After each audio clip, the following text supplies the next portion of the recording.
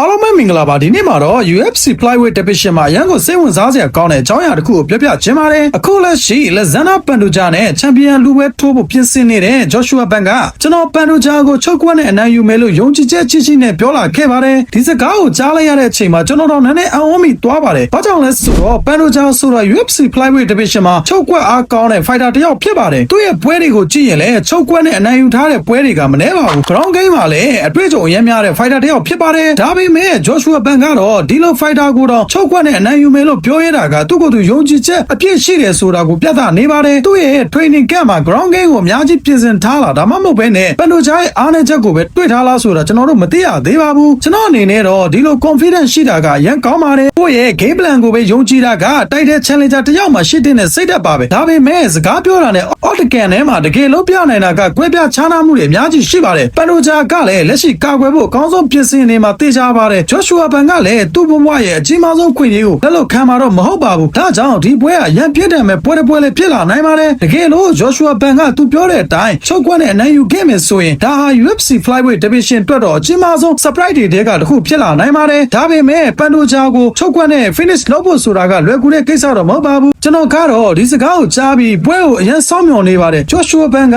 သူပြောတဲ့အတိုင်းချုပ်ကွက်နဲ့အနိုင်ယူနိုင်မလားဒါမှမဟုတ်ဘယ်လိုဖြစ်သွားမလဲဆိုတာကို comment မှာမှန်းခဲ့ကြပါဦး UFC ကြောင်းတွေသိချင်လို့ရှိရင်လည်းပေလေးကို follow လုပ်ထားပေးခဲ့ကြပါဦးအားလုံးကိုကျေးဇူးတင်ပါတယ် blog ပိုင်ရက်ထက်ကရက်ထက်ဖြစ်ပါတယ်